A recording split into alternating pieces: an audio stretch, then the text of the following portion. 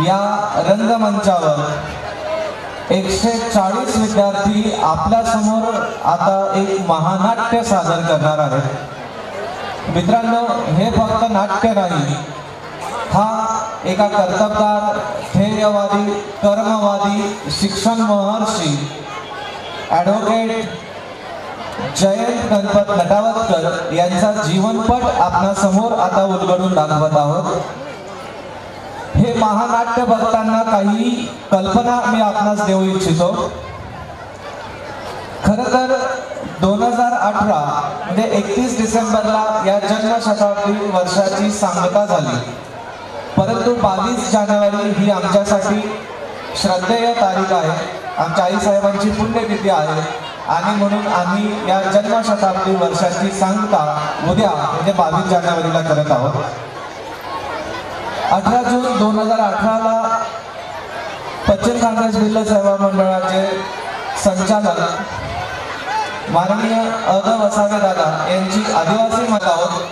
खरं तर हा एका आदिवासी माणसाचा जीवनपट जरी असला तरी सुद्धा या पश्चिम खानदेशातले पहिले ते पदवीधर होते, पहिले ते वकील होते, पहिले ते आमदार होते, पहिले ते खासदार होते आणि पहिले लेखक, वक्ते, संपादक देखील होते आणि म्हणून प्रमाण मराठीत हे महानाट्य आपल्या सर्वांसमोर होतंय।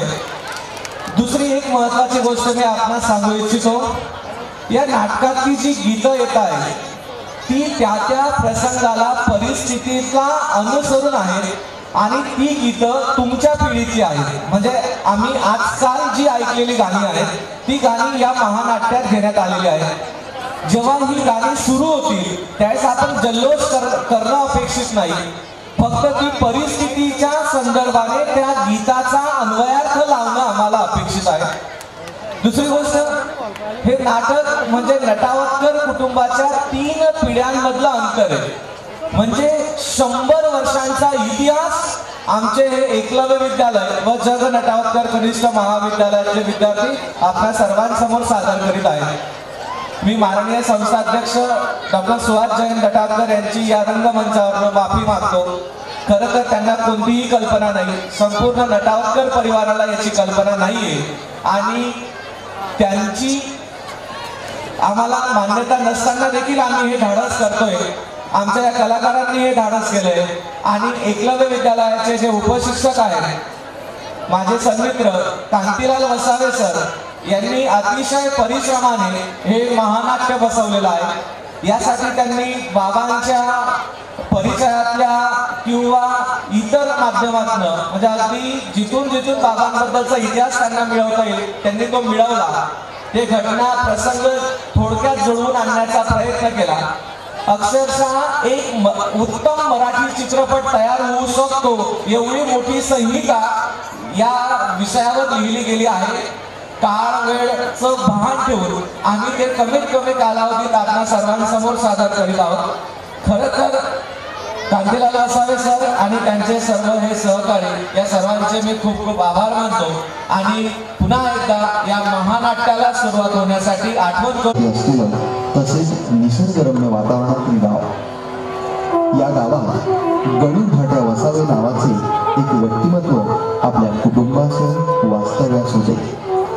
नटावरला इसवी सन 1896 मध्ये प्राथमिक शाळेत गणूने 4थी पर्यंतचं शिक्षण पूर्ण करून त्या काळातील धोरणानुसार गणू हे मास्तर झाले।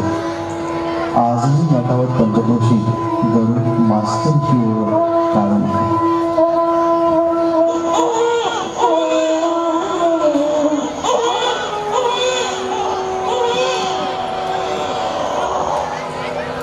जून 1918चा तो दिवस, वर्षा ऋतूत गणू मास्तरांच्या घरी एक बाळ जन्माला आलं। गणू मास्तरांचे हे 3रे अपत्य, नाव होते जत्रू गणू वसावे। मुलगा झाल्याचा निरोप देण्यासाठी एक व्यक्ती शाळेत येतो। मास्तर मास्तर, आनंदाची गोष्ट आहे, सांगू का? काय झालं ते तर सांग आधी। तुमच्या घरी बाळ जन्माला आले, मुलगा झालाय तुम्हाला। हो, मला मुलगा झालाय? मास्तर मुलाला पाहण्यासाठी शाळेतून घरी येतात।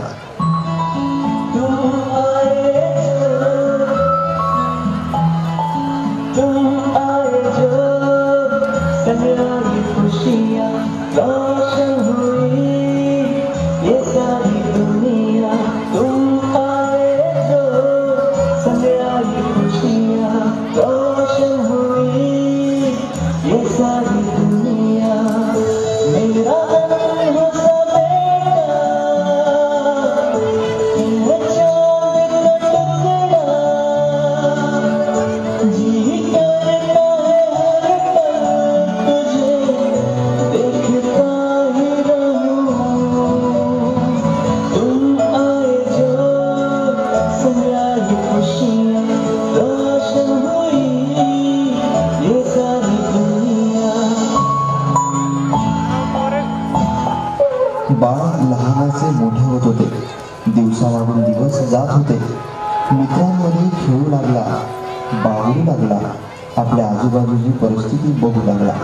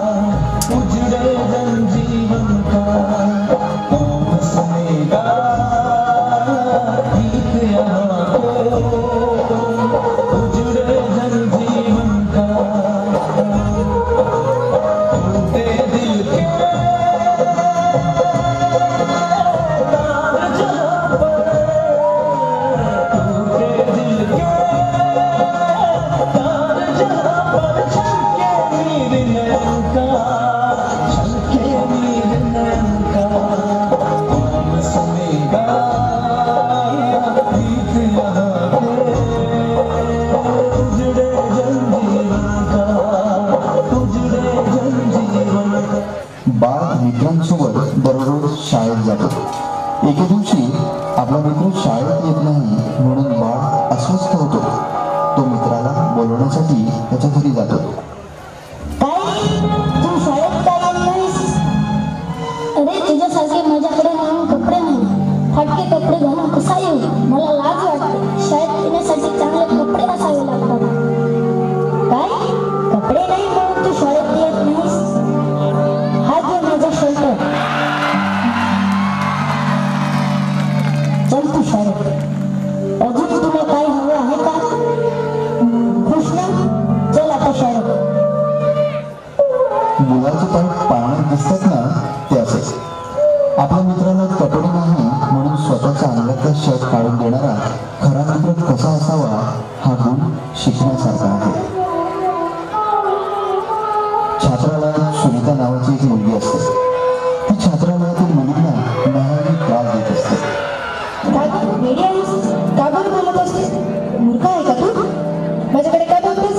चल हे घे माझे कपडे धुवून आण, नाही तर तुला बघतेच मी. सुनीता, आपण सगळेजण इथे शिकण्यासाठी आलेलो आहोत. कुटुंब, आई बाबांपासून लांब आहोत. एकमेकांना मदत करू. का बरं तू असं वागतेस मुलींबरोबर? तुझे वागणे चुकीचे आहे. तुला काही कळत नाही. मला नको शिकव फुटली. तुझे प्रवचन ऐकायला मी रिकामी नाही. जा तिकडे. एके दिवशी अचानक सुनीता आजारी पडते. तिला खूप त्रास होतो. सगळ्या मुलींना प्रश्न पडतो, आज सुनीता कुठे आहे? आज तिचे दर्शन नाही. सर्व मुली सुनीताला बघतात. सुनीताला त्रास होतो आहे हे पाहून सर्व मुली खुश होतात. चला ग, सुनीताला काय झाले बघू बरं.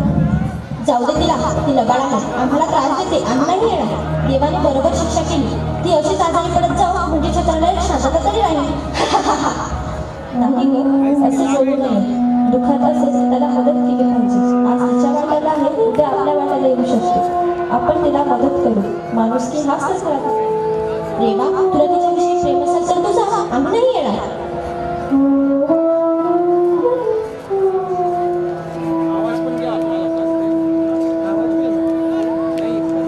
रेवा हा सुनीताजवळ जाते. प्रेमाने चौकशी करते. मोठ्या बहिणीप्रमाणे तिची काळजी घेते.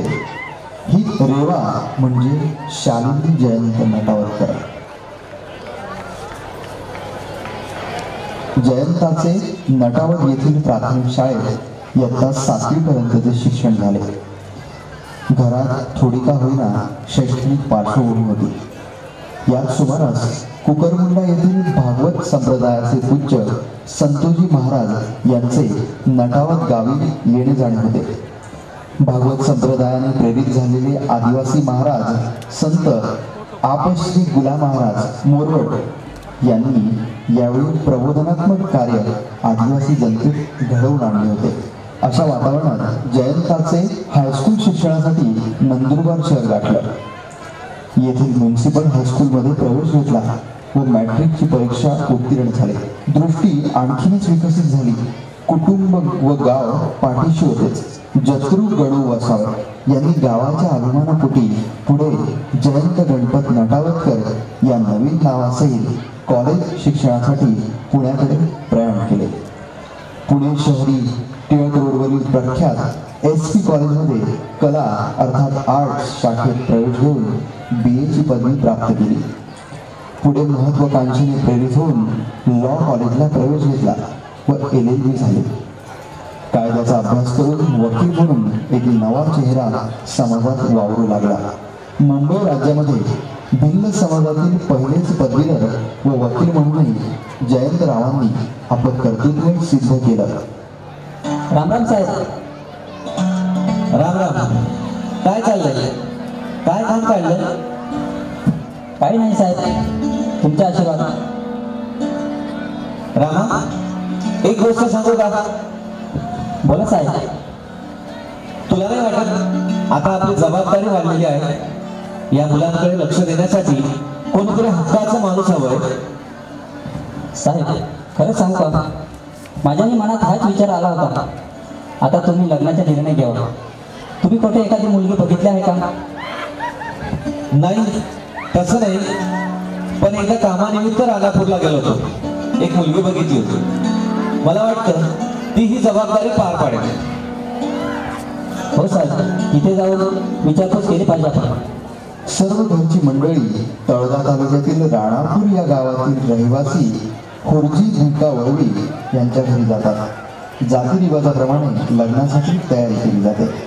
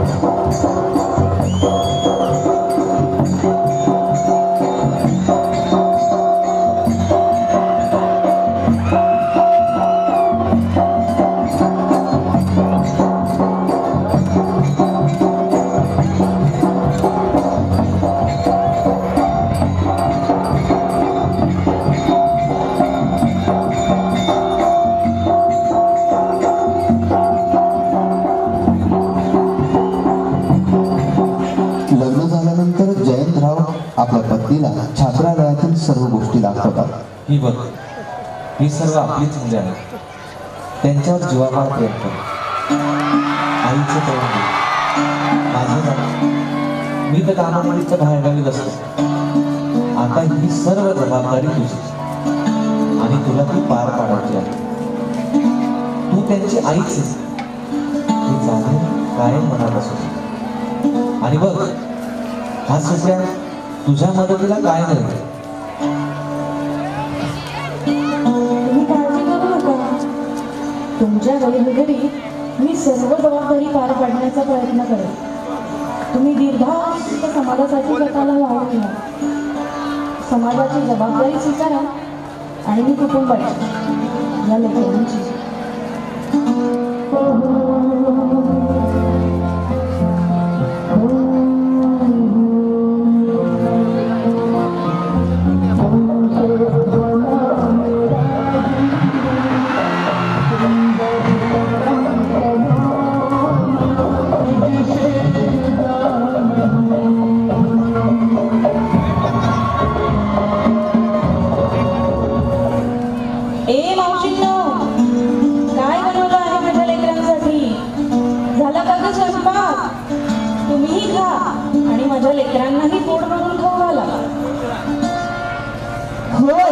स्वयंपाक झाला आहे.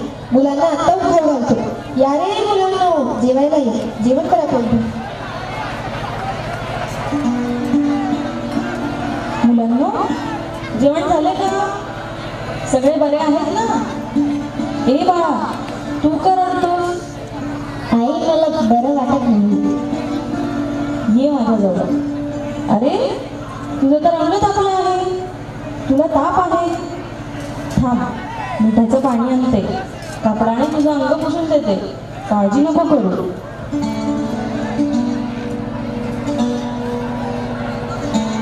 मुलांनो, जा आता, साहेब आले.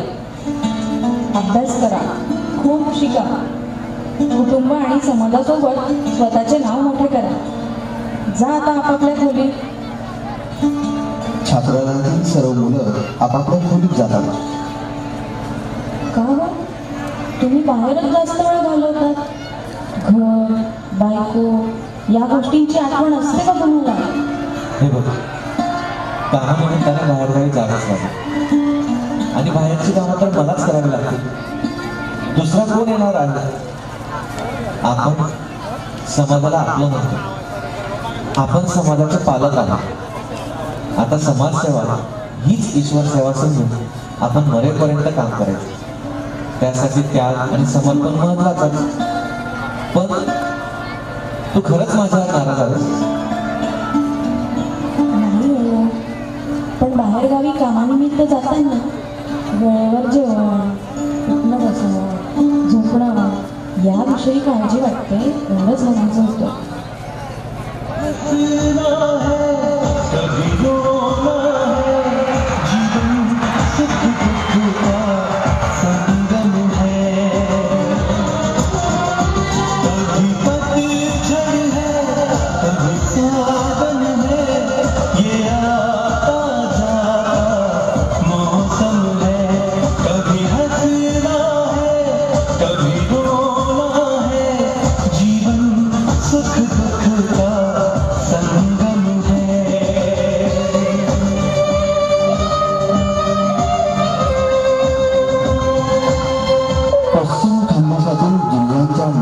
क्षेत्राची पाहणी करताना आदिवासींच्या विकासासाठी भिल्ल सेवा मंडळासारख्या संस्थेची आवश्यकता नानासाहेब ठकार या कार्यकर्त्यास प्रथम 1926 साली जाणवली. आदिवासींना साक्षर करणं, त्यांच्यातील न्यूनगंड दूर करणं, निर्भयतेची शिकवण देणं आदी उद्दिष्टांच्या पूर्तीसाठी दिनांक 20 मार्च 1938 रोजी पश्चिम खानदेश भिल्ल सेवा मंडळाची स्थापना नानासाहेब ठकार यांच्या पुढाकाराने झाली.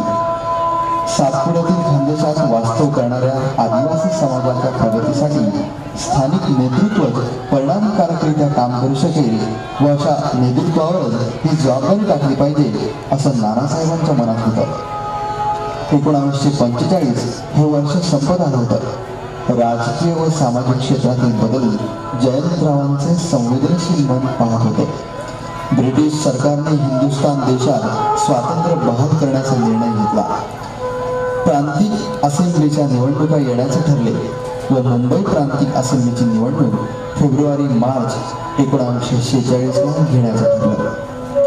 धुळे जिल्ह्याच्या राखीव जागेसाठी उमेदवार म्हणून देण्याचे काम काँग्रेस पक्षानं नानासाहेब ठकार यांच्यावर सोपवलं. ठकार हे ग्रामसेवा आणि अन्य विधायक कार्य करण्यासाठी खानदेशात आले होते. त्यांनी या राखीव जागेवर जयंतराव यांची उमेदवारी पक्की केली. 21 फेब्रुवारी 1946 रोजी धनराट तालुका नवापूर येथे निवडणूक सभा झाली. ठकारांनी भिलोरी भाषेत जयंतरावांचा प्रचार केला.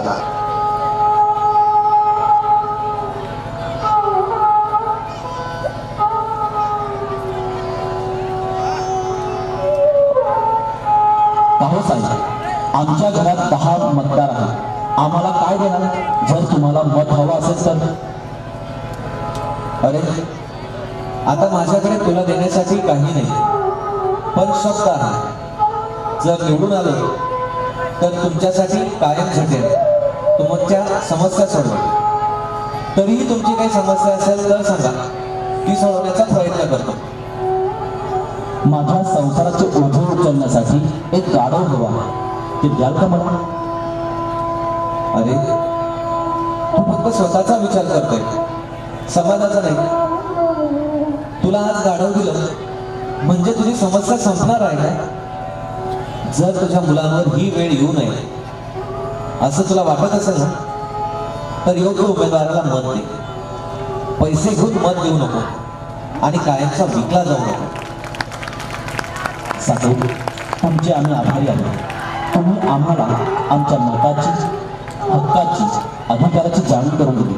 आमचे मत जयंतरावांना, आमचा आमदार जयंतरावच, सर्व गावकरी तुम्हालाच मतदान करतील असा शब्द देतो.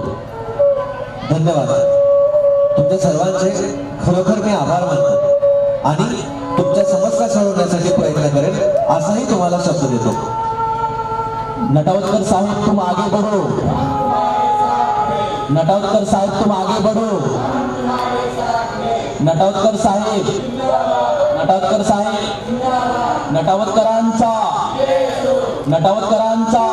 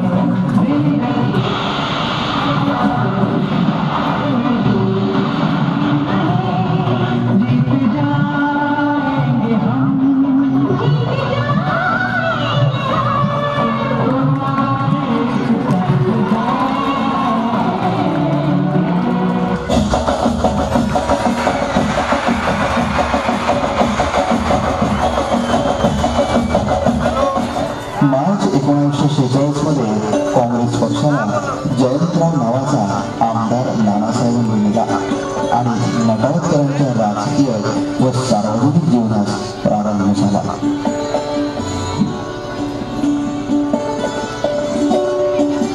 साहेब आहेत का?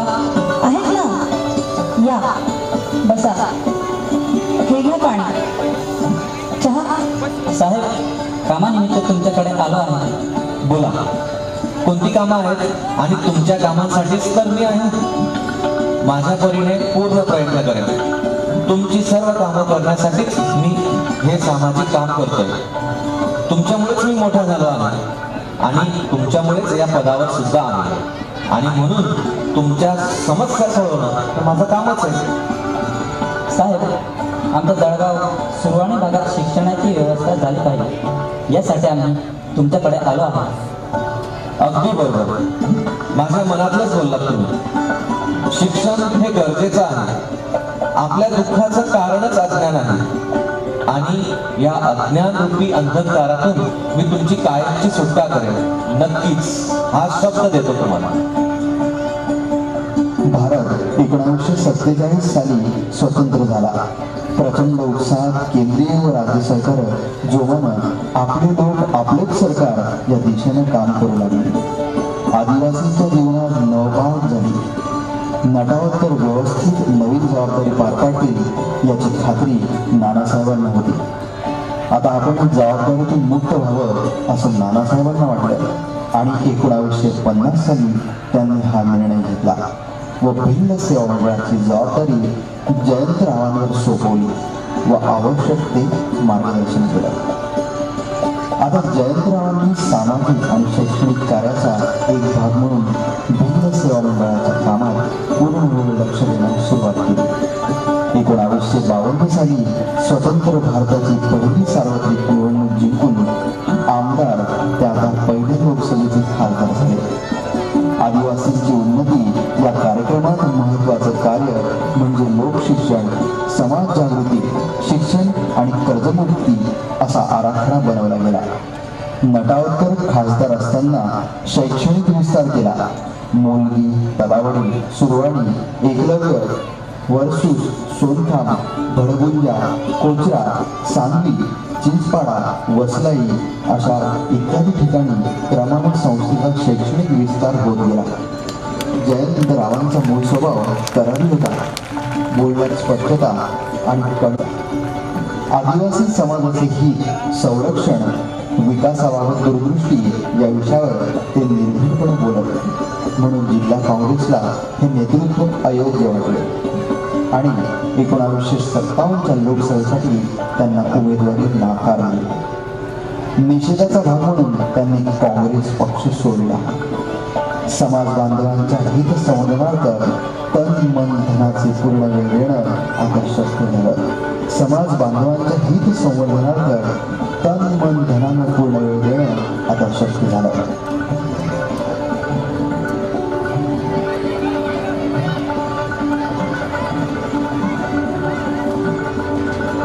दिनांक 17 मे 1978 रोजी जयंतरावांची प्राणज्योत मावळली.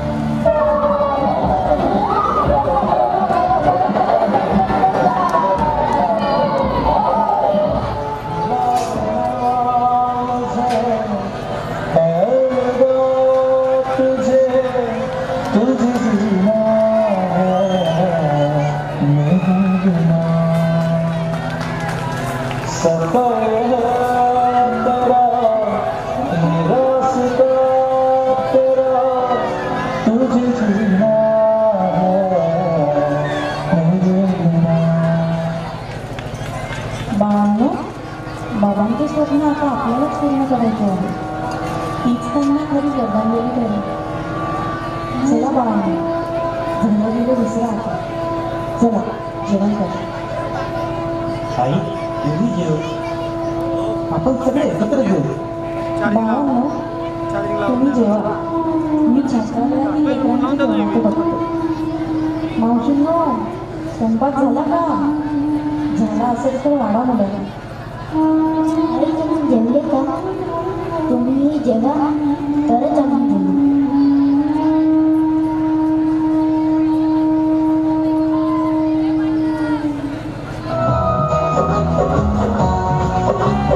स्वर्ग से सुंदर सपनों से प्यारा होता है परिवार. स्वर्ग से सुंदर सपनों से प्यारा होता है परिवार. जो सोने में सुहागा वैसे भाई बहन का प्यार. कोई परिवार न टूटे, बहन का प्यार न टूटे. कोई परिवार न टूटे, बहन का प्यार न टूटे. स्वर्ग से सुंदर सपनों से प्यारा होता है परिवार. स्वर्ग से सुंदर सपनों से प्यारा होता है परिवार. जो सोने में सुहागा वैसे कोई बहन का प्यार. कोई परिवार न टूटे, बहन का प्यार न टूटे. कोई परिवार न टूटे, बहन का प्यार न टूटे. नमस्कार आचार्य. नमस्कार. बोला, काय काम काढलं? मी MA आलो. तुमच्या संस्थेत मला शिक्षकाची नोकरी मिळेल का? नोकरी मिळेल, पण ही नोकरी करताना एक गोष्ट लक्षात ठेवावी लागेल. ही सगळी मुलं आमच्या गोरगरिबांची लेकरं आहेत. या मुलांना स्वतःची मुलं म्हणून शिकवणार का? ही मुले आई वडिलांपासून लांब शिकायला आली आहेत. त्यांना आईची माया, बापाचा आधार देशील का? असे सगळे करणारा करशील तर मी तुला नोकरी देते. आई साहेब तुम्हाला शब्द देतो की मोठ्या लेकरासारखं प्रेम करेल आणि मनोभावी शिकवेल. जा वर्गात शिकवायला जा. आजपासूनच शिकव. कोण आहे बाहेर? यामध्ये कोण आपण? ताई साहेब, मी तळगावहून बाजारासाठी आणि कामासाठी आलो होतो, पण माझी शेवटची एसटी गेली. आता गाडी सकाळी रात्र कुठे काढावी म्हणून आलो. तुमच्याशिवाय या सातवड्यातील माणसाला कोण देईल आधार? अहो, माणूसच माणसाच्या कामी येतो. या जेवायला बसा. जेवण करून घ्या. रात्रभर इथे झोपा राहा आणि सकाळी घरी जा. रात्र होते, सगळे झोपी जातात.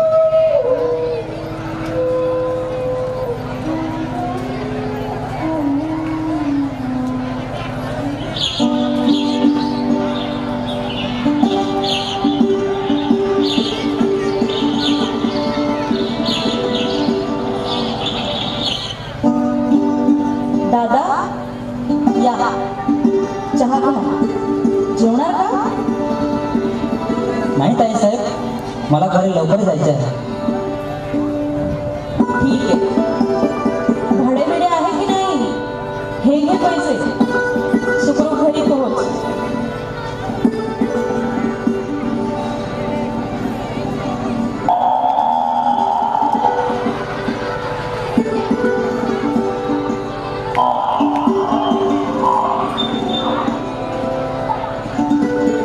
आली ग माझी आई. आणते आणते. चारा आणते थांब. आलेच. सुहास, तुला एक गोष्ट सांगू? काय रे दादा, सांग ना. मला तुझं लग्न करून द्यायचं आहे. आईसोबत माझे तसे बोलणेही जायचं. नको नको, अजून मला शिकायचं आहे. अरे झालाच ना डॉक्टर, आता सरकारी नोकरी आहे. अजून काय पाहिजे? अजून किती शिकायचं? आणि लग्न करून शिकता येत नाही असे कोणी सांगितले? मी तुझ्यासाठी मुलगी बघायला जातोय. हा तडीला आहे. आई, ए आई, आई, सुहाससाठी एक स्थळ आहे. मुलीचे वडील रेल्वेत आहेत. मुलगी कॉलेज करते. कुठली आहे मुलगी? एपी येथील खांडवा. ठीक आहे. उद्या सकाळी लवकर निघा, पण सावकाश जा.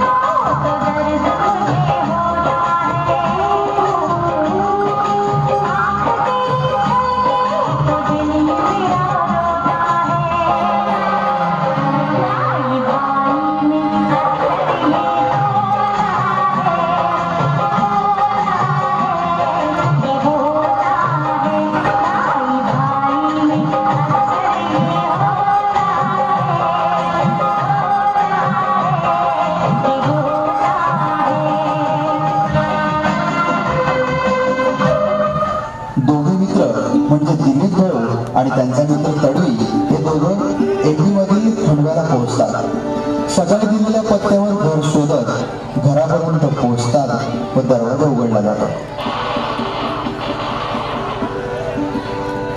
कौन चाहिए? बटे सिंह मावजी का घर है? हाँ पापा, देखो तो कौन आए हैं. आइए अंदर बैठिए. नमस्ते, बोलिए, कौन है आप? कहाँ से आए? क्या काम था? हम मंगलवार से आए. मैं मेरे छोटे भाई की रिश्ता लेकर आया. लड़का नहीं आया? यह लड़के का बड़ा भाई है. क्या करता है लड़का? लड़का MBBS डॉक्टर नहीं, सरकारी नौकरी करता है। लड़का डॉक्टर है, सरकारी नौकरी करता है तो हमारी तरफ से रिश्ता मंजूर है।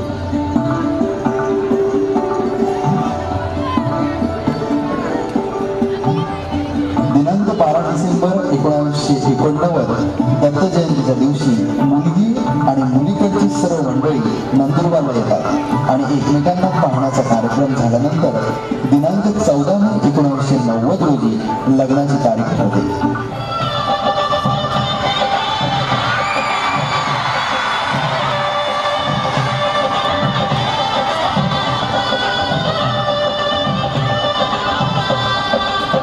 पडती अक्षदा डोई भरती सनई चौघडा गाणी गाती राम जानकी कृष्ण रुक्मिणी राम जानकी कृष्ण रुक्मिणी शोभिनी गौरी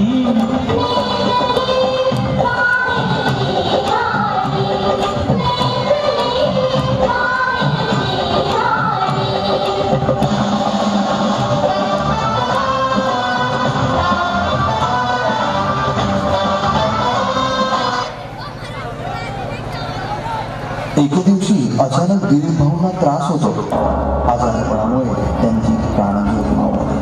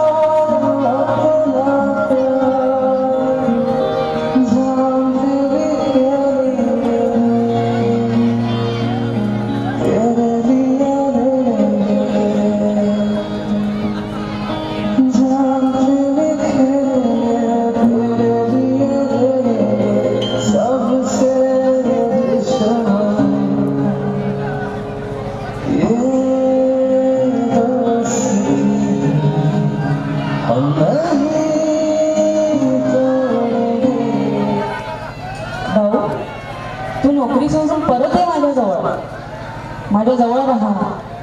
मला तुझी खूप आठवण येते. तुझ्याशिवाय ही संस्था कोण पाहणार? ही देखील समाजसेवाच आहे.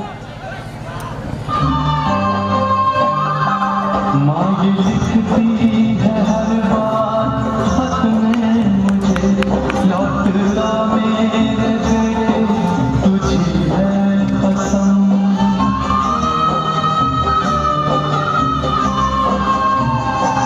तू गया जब से परदेस बेचैन नींद आती नहीं भूख लगती है कम कितना चाहा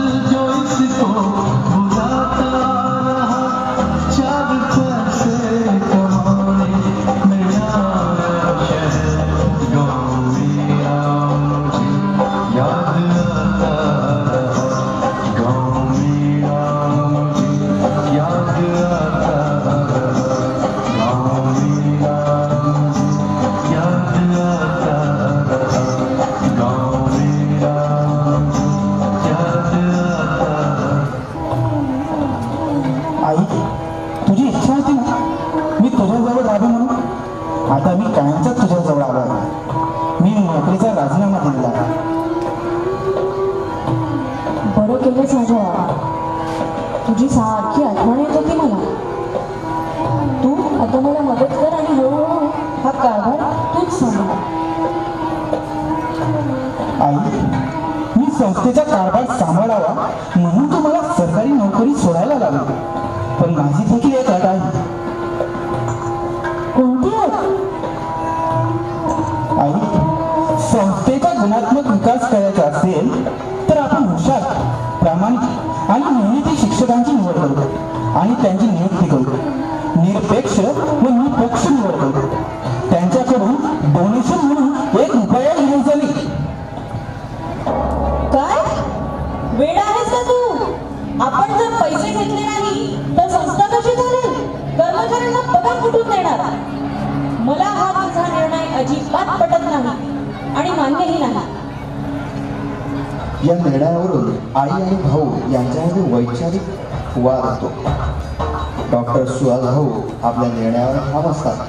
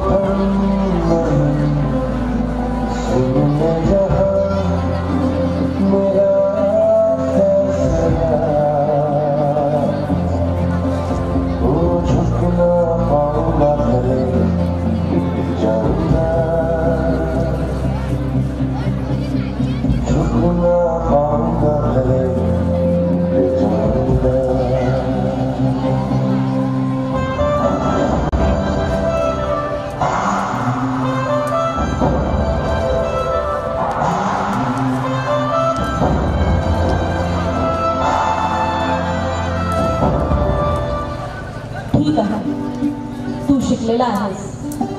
तुला योग्य वाटेल तो निर्णय तू घे. तुला जे योग्य वाटेल ते कर.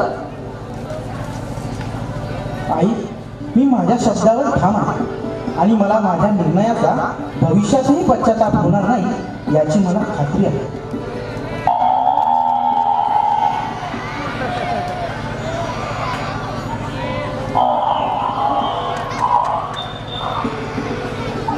आले ग माय, चारा आणते, गप्प रहा.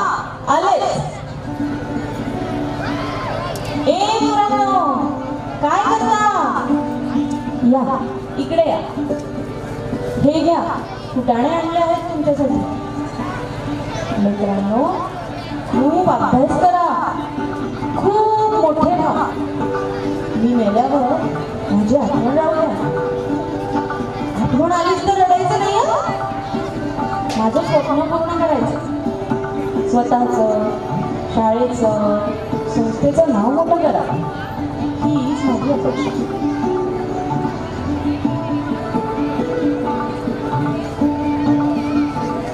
नेहमीप्रमाणे आई दिवसभर सर्वांशी बोलल्या, नेहमीची कामं केली. परंतु आपण उद्याचा सूर्योदय बघणार नाही की उद्या आई आपल्यात नसतील याची पुसटशी कल्पना देखील कोणी केली नव्हती. खरं तर ती काळात होती. अगदी सर्वांसाठी समाजातील अज्ञानरूपी अंधकार दूर करण्यासाठी समयतील वातीसारखी तेवढा ज्योत विजली. ती कायमचीच, कधीच न प्रकाशित होण्यासाठी.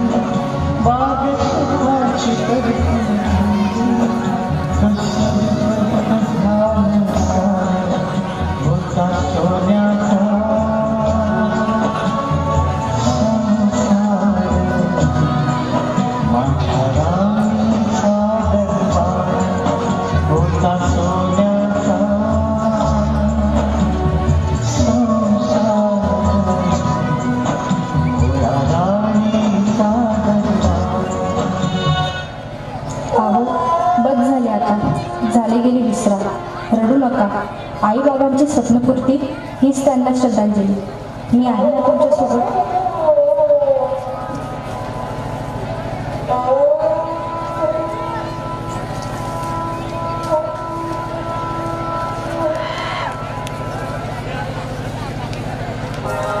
या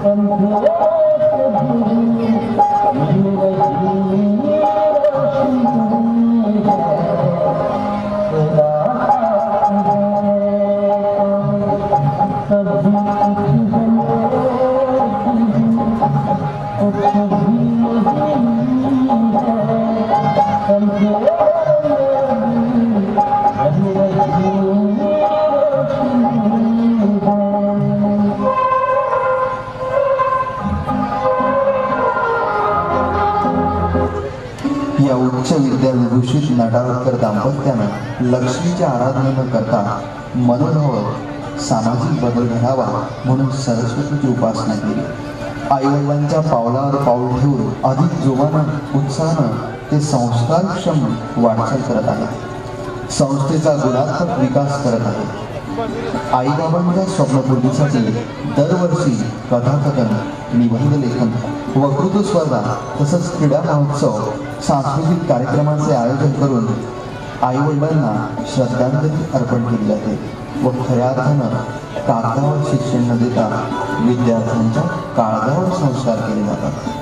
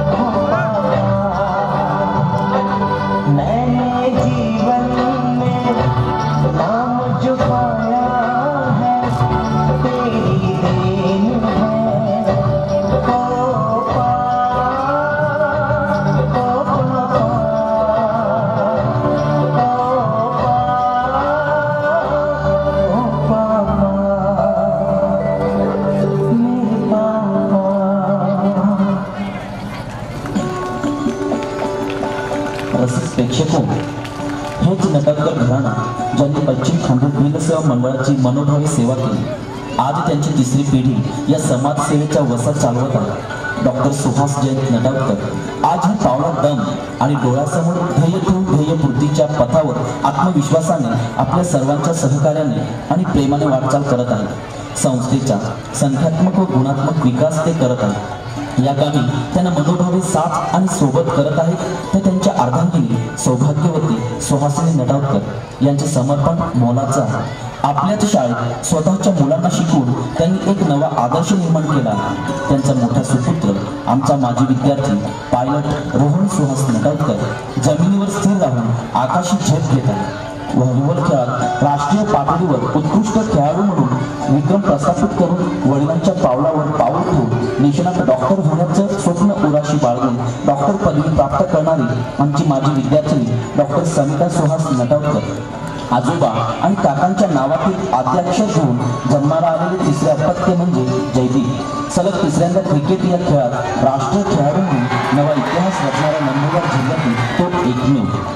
याच नटावकर कुटुंबामध्ये डॉक्टर रजनीताई दिलीप नटावकर, इंजिनियर कपिल दिलीप नटावकर, सचिन दिलीप नटावकर हे सर्व सामाजिक बांधिलकी जोपासत आहेत. हा नटावकर परिवार 3 पिढ्यांपासून सातपुड्यातील अज्ञानरूपी अंधकार दूर करण्यासाठी व आदिवासी बांधवांच्या प्रगतीसाठी अविरत झटत आहे. निरपेक्ष, कुठेही बळे जाऊ नये, भपकेबाजपणाने जमिनीवर पाय रोवून आकाशी झेप घेणारा हा परिवार आहे. साधी राहणी, उच्च विचारसरणी ही उक्ती या परिवाराला सार्थ ठरते. आपणही त्यांच्या या मानवतावादी कार्यात सहभागी होऊया एक व्यक्ती म्हणून. शेवटी या कुटुंबासाठी एकच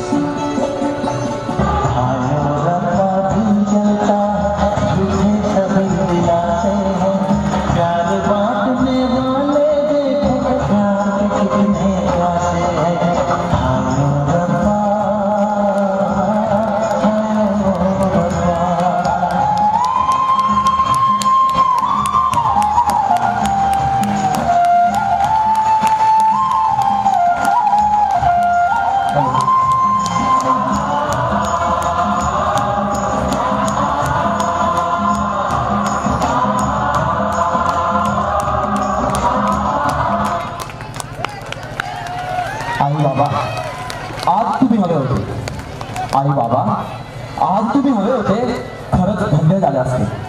आई बाबा, आज तुम्ही हवे होते खरंच धन्य झाले असते.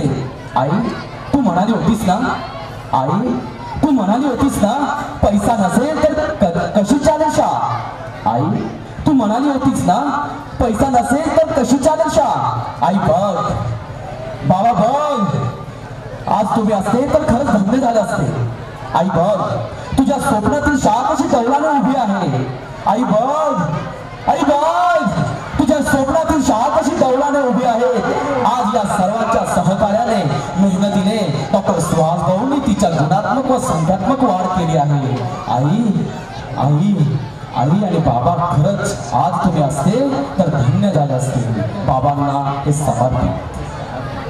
मित्रांनो, 18 जून 2018 संस्थेचे संचालक मंडळातले आदर वसावे दादा यांनी आदिवासी माणसाची कहाणी हे एका पुस्तकाचं प्रकाशन याच व्यासपीठावर केलं होतं.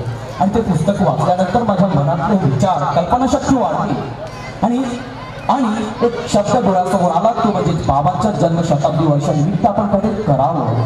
आणि त्या दृष्टिकोनातून ही एक संधी मिळाली. त्या संधीचं सोनं करण्याचा प्रयत्न आम्ही केला. यात आम्ही ज्या लोकांनी मला सहकार्य केलं त्या लोकांचा आभार मानणं हे माझं कर्तव्य मानतो. ज्यावेळेस या सगळ्या गोष्टी मिळवण्यासाठी माहिती संकलन करत असताना खास करून तडवी सर म्हणजे अधीक्षक वर्सेस टीम, जयकुमार भाऊ वसावे, सुहास भाऊ वसावे, किसन मामा, भांगा मामा, मीनाताई, नंद्या भाऊ, बंड्या भाऊ, किशोर दादा आणि अनेक लोकांनी मला मदत केली. या लोकांना कधीही मी जाणू दिलं नाही की मी हे काय करतोय. सहज त्यांच्या चर्चेतून या सगळ्या गोष्टी मिळवल्या असं कधीही त्यांना कळू दिलं नाही मी करणार काय आहे. आणि हे सगळं मिळवत असताना प्रत्यक्ष नाटावत गाव, धनराज गाव या गावापर्यंत पोहोचून ती माहिती संकलित केली. आणि त्या आधारे एक छोटंसं हे नाटक एक महानाट्याच्या स्वरूपात बसवायचा प्रयत्न केला. ही माहिती संकलित केल्यानंतर ती माझ्या शब्दात मांडायचा प्रयत्न केला, लेखन करायचा प्रयत्न केला. आणि अशा वेळेस एका व्यक्तीची गरज भासली आणि ती मदत मला त्या व्यक्तीने पूर्ण केली. त्यासाठी अतिशय सिंहाचा वाटता असणारे माझे सहकारी डॉक्टर गिरीश पवार सर, आवाज आणि लेखक त्यांचा तुम्ही ऐकलात. सोबत नुसतं पवार सरांचा वापर नाही केला, त्याचबरोबर आमच्या पवार वहिनी त्यांचा एक सुरेख आवाज या नाट्यासाठी त्यांनी स्वतः आवाज दिला. के पाटील सर ज्याने वेळोवेळी मला मार्गदर्शन केलं आणि माझ्या प्रत्येक कार्यामध्ये सावलीसारखा उभा असणारा माझा मित्र नितीन पाटील यांनी मला नेहमी साथ दिली. विशेष आभार मानावं ते KBN न्यूज सेंटरचं, कारण त्यांनी हे सगळं साऊंड सिस्टीमसाठी किंवा सगळं साऊंड रेकॉर्ड करण्यासाठी सहकार्य केलं. ते क्षितिज दिगराडे, हितेश उपासने ज्यांनी आपलं निवेदन आपल्या गोड अशा आवाजात आपल्याला एक निवेदनाच्या स्वरूपामध्ये जो आवाज दिला आणि या सर्वांच्या सहकार्याने एका नाट्याचं रूपांतर एका महानाट्यामध्ये झालं. या सर्वांचं मी हृदयस्पर्शी एकदा पुन्हा आभार मानतो. धन्यवाद, धन्यवाद.